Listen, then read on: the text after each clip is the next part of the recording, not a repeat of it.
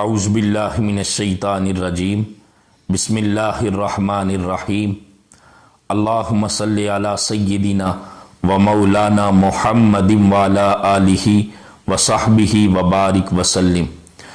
دین اسلام کے بنیادی مسائل کو سیکھتے ہوئے جو ہمارا ٹاپک چل رہا ہے وہ ہے وضو کے حوالے سے۔ آج میں آپ کو جن چیزوں سے وضو ٹوٹ جاتا ہے ان کے بارے میں بتاؤں گا۔ علماء اکرام نے، فقہاء اکرام نے جو کچھ بیان کیا ہے وہ ساری چیزیں ایک جامع انداز میں آپ کی گوش گزار کروں گا۔ سب سے پہلے نمبر پر، ہر وہ چیز جو اگلے راستے سے یا پچھلے راستے سے، جو چیز دونوں شرمگاہوں سے نکلتی ہے وہ وضو کو توڑ دیتی ہے، سوائے اگلے راستے سے نکلنے والی ہوا کے، اور جو پچھلی شرمگاہ سے ریح یا ہوا خارج ہوتی ہے وہ وضو کو توڑ دیتی ہے۔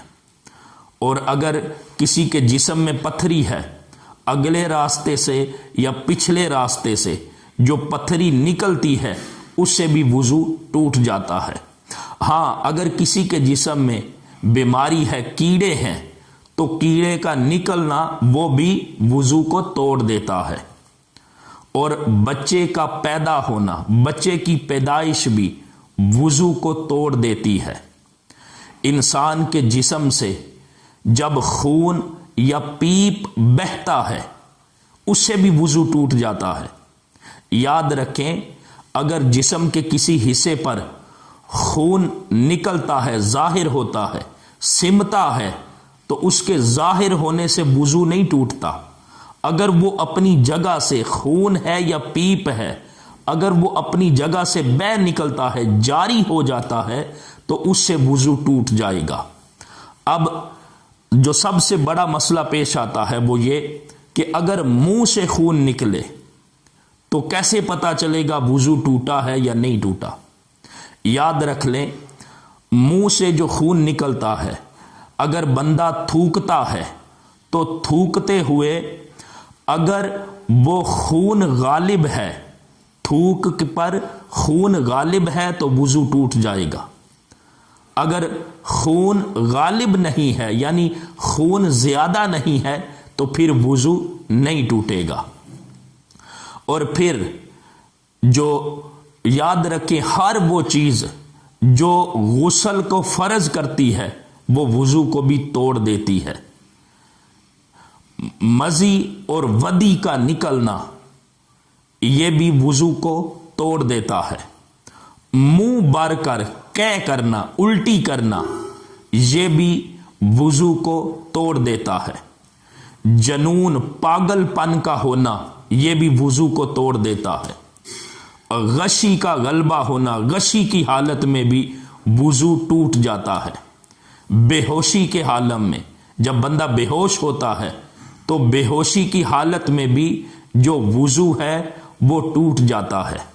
نشے کی حالت میں جب کوئی نشہ کرتا ہے تو نشہ کرنا بھی وضو کو توڑ دیتا ہے، کہ نشے کی حالت میں اگر چلتے ہوئے اس کے قدم لڑکھڑاتے ہیں تو اس سے بھی جو وضو ہے وہ ٹوٹ جائے گا۔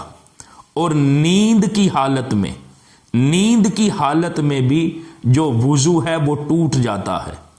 اور اگر کوئی بیٹھا ہوا ہے، بیٹھے بیٹھے کسی کو نیند کے جھٹکے لگ رہے ہیں، فقط نیند کے جھٹکے آنا اس سے وضو نہیں ٹوٹتا۔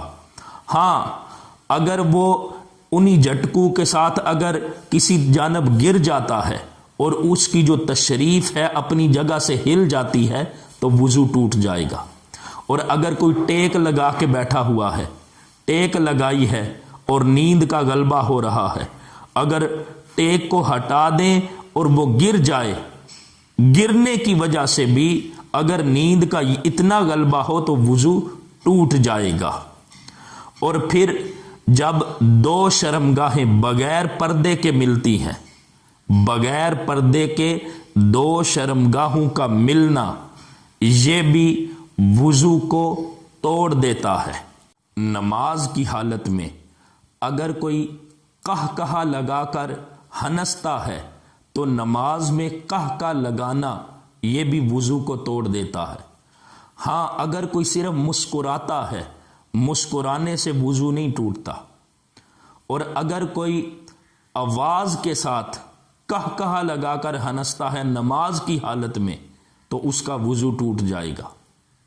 اور پھر اگر کسی کی آنکھ درد کر رہی ہے، اگر درد کرتی ہوئی آنکھ سے پانی نکلتا ہے تو اس پانی کے نکلنے کی وجہ سے بھی جو وضو ہے وہ ٹوٹ جائے گا۔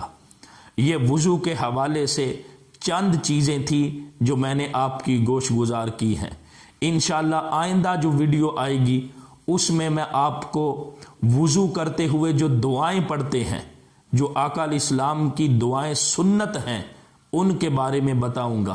اللہ تعالیٰ مجھے اور آپ کو دین اسلام کے بنیادی مسائل کو سننے، سمجھنے اور ان پر عمل کرنے کی توفیق عطا فرمائے۔